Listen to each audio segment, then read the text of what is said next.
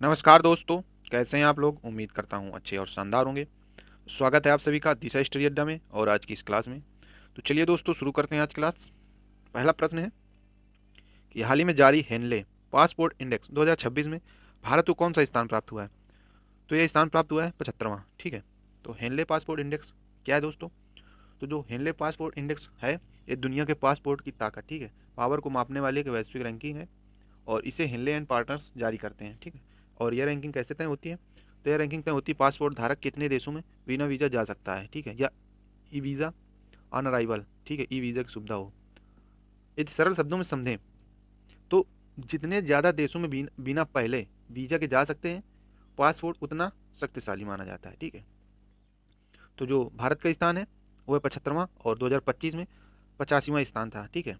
तो 10 अंकों का सुधार हुआ है भारत के पासपोर्ट में। और जो शीर्ष पासपोर्ट है तो सिंगापुर लगभग 190 प्लस देशों में ये प्रवेश कर सकता है बिना वीज़ा के। ठीक है। और जापान और साउथ कोरिया भी आते हैं इसी में। और यूरोप के कई देश जैसे स्वीडन, जर्मनी, फ्रांस ये थर्ड नंबर पे हैं। ठीक है।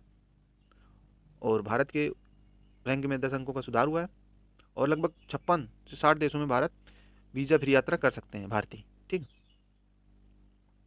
नेक्स्ट क्वेश्चन होगा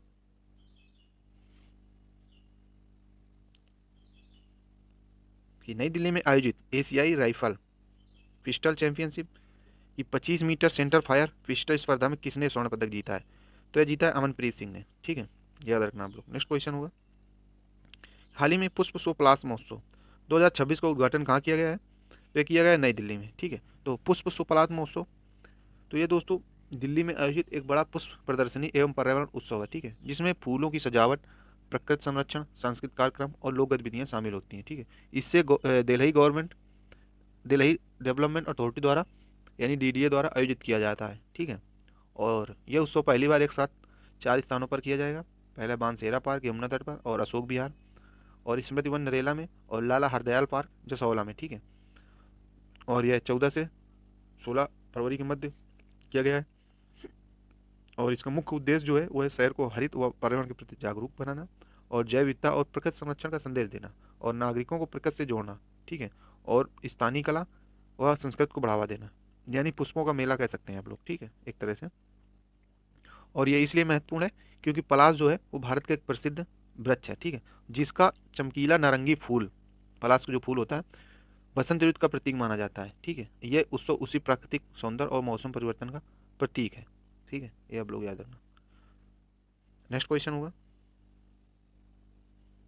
कि हाल ही में चर्चा में रही क्लैगनर मगलिग उरीमई थित्तम योजना किस राज्य से संबंधित है? तो ये तमिलनाडु से। ठीक है, याद रखना।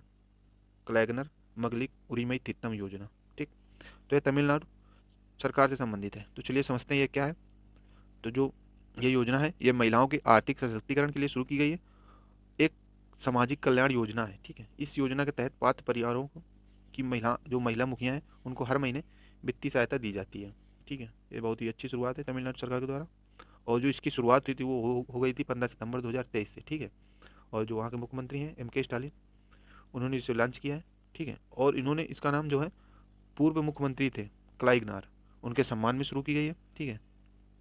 और जो यहाँ की महिला मुखिया हैं उनको प्रति माह 1,000 रुपये की आर्थिक सहायता दी जाएगी और ये उनके सीधे बैंक अकाउंट में ट्रांसफर कर दी जाएगी। ठीक है।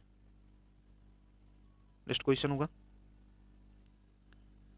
कि प्रधानमंत्री नरेंद्र मोदी का विमान फरवरी 2026 को असम किस स्थान पर नवनिर्मित इमरजेंसी लैंडिंग स्ट्रिप पर उतरा? तो डिब्रूगढ़। नेक्स्ट क्वेश्चन होगा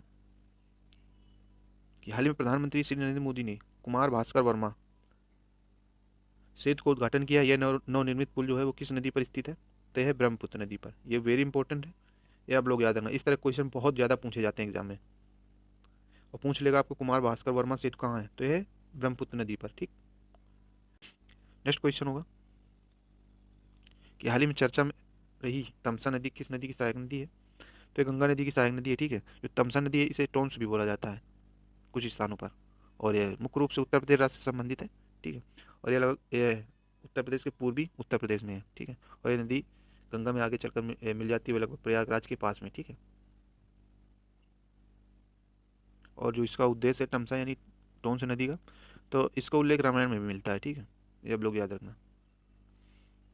नेक्स्ट क्वेश्चन होगा कि 39वें भारतीय अंतर्राष्ट्रीय चमड़ा चमड़ा मेले यानी IILF का आयोजन हाल ही में कहाँ शुरू हुआ है? तो ये शुरू हुआ है तमिलनाडु में। नेक्स्ट क्वेश्चन होगा, भारत के मुख्य आर्थिक सलाहकार CEA कौन है, जिनकी देखरेख में आर्थिक सर्वेक्षण 2025-26 तैयार किया गया है? तो यह मुख्य भी अनंत नागेश्वरन। ठीक है। नेक्स्ट क्वेश्चन होगा कि सरकार सहकारिता क्षेत्र में विश्व की सबसे बड़ी अन्न भंडारण योजना के तहत पायलट प्रोजेक्ट के लिए मध्य प्रदेश के किस जिले को चुना गया है? तो यह बालाघाट। ठीक है।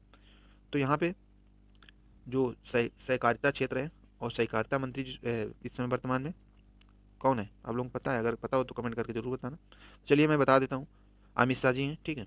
और इसी मंत्रालय के द्वारा विश्व की जो सबसे बड़ी अन्न भंडारण क्षमता बनाई जाएगी, वो भी पायलट प्रोजेक्ट के तहत, तो मध्य प्रदेश के बालाघाट जिले में। ठीक है। तो यहाँ पे अन्न को भंडारण किया जाएगा, अन्नों का, जैसे गेहूँ हो गया, चावल हो गया, आदि जो भी खाद्यान्न फसलें हैं उनका यहाँ पे भंडारण किया जाएगा। ठीक। नेक्स्ट क्वेश्चन होगा कि भारत के संविधान का कौन सा अनुच्छेद अपनी पसंद के व्यक्ति से विवाह करने के अधिकार की रक्षा करता है? तो है आर्टिकल 21। ठीक है। आर्टिकल 21 के तहत आप अपनी पसंद की लड़की से या लड़के से विवाह कर सकते हैं। ठीक है। तो दोस्तों आज की ये क्लास कैसे लगी आप लोगों को कमेंट करके जरूर बताना, और मिलते हैं कल एक नई क्लास में शानदार प्रश्न के साथ में। तब तक के लिए दोस्तों जय हिंद, पढ़ते रहें और मस्त रहें।